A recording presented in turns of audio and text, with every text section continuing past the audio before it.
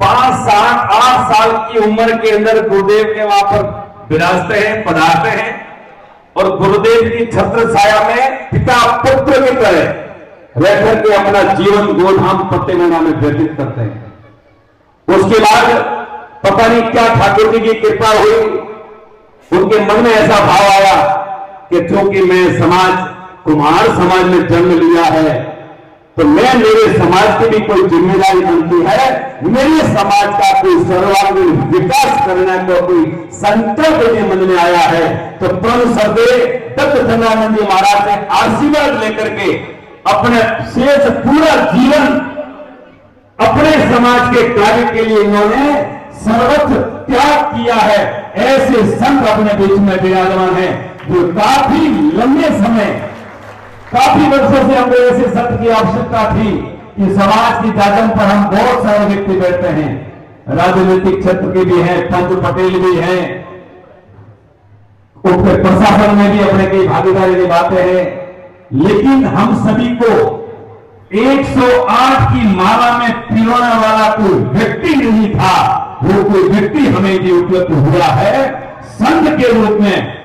जो संत है वो त्याग का प्रतीक होता है और सनातन संस्कृति, चूंकि हम भारत देश में जन्मे हैं, ये हम सभी का सौभाग्य है कि भारत की भूमि वीरों की भूमि है, ये संतों की भूमि है, भारत भूमि। और ऐसे संतों की भूमि में हम पैदा हुए हैं और उससे भी ज्यादा हमारा सौभाग्य है कि हम मानव कुमार प्रजापति समाज में पैदा हुआ है कि चाको पीड़ो चारणी गले मोताबल हार देने उपायो देवता कुल पहले कुम्हार, ऐसी जाति में हम पैदा हुए, ये हमारा सौभाग्य है। अभी कुछ दिन पहले 4 दिवसीय यहाँ पर क्रिकेट की प्रतियोगिता हुई। हमारा पहला एक्सपेरिमेंट था, सभी बुजुर्ग विराजे हैं। हो सकता मेरी बात आपको थोड़ी कड़वी लगे लेकिन सुनना भी जरूरी है। 4 दिवसीय कार्यक्रम किया जिसमें हमारे पूर्वी अंबाला के सामूहिक कतराधार में कार्यक्रम किया, जो राजस्थान के अंदर ऐतिहासिक कार्यक्रम आओ की धरती पर हुआ, वो शिक्षा समिति के बैनर तले किया गया और जिन जिन व्यक्तियों ने हमें सहयोग दिया है उन सभी का धन्यवाद ज्ञापित करता हूं।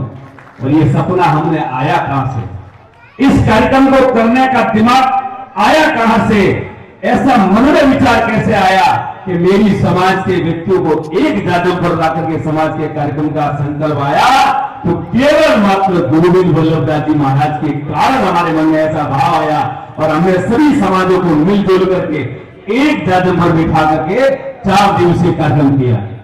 उसके बाद में सरस्वती धाम पर कार्यकर्ताओं की बैठक हुई। कार्यकर्ताओं की बैठक में परम श्रद्धेय बाबू जी ने पूरा आगामी कार्यक्रम, अगले वर्ष जो कार्यक्रम है शिलान्यास कार्यक्रम होने जा रहा है, उस कार्यक्रम की रूपरेखा, सरस्वती धाम में आगामी क्या क्या होने वाला है, उस समस्त बातों को विस्तृत रूप से परम श्रद्धेय बाबू जी ने विषय रखा।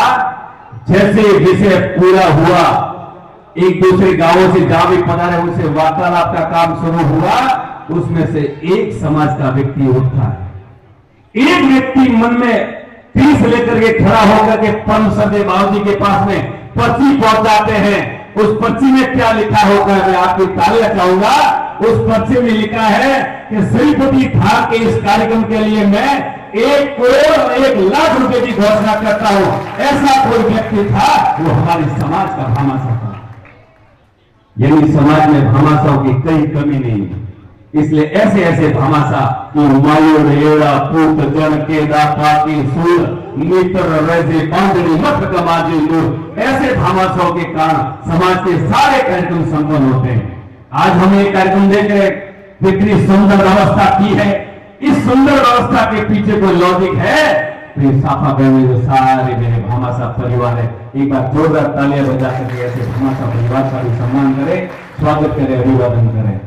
पिछली लंबी सोचिए, जब विद्यार्थियों की आती है रिजल्ट की, हमारी आंखें तरसती थी कि हमारे समाज के कुम्हार किसी व्यक्ति का नाम अखबारों में आवे, हमारी आंखें लालच थी, लेकिन कभी नाम आता ही नहीं था कि समाज के बच्चे पढ़ते ही नहीं थे।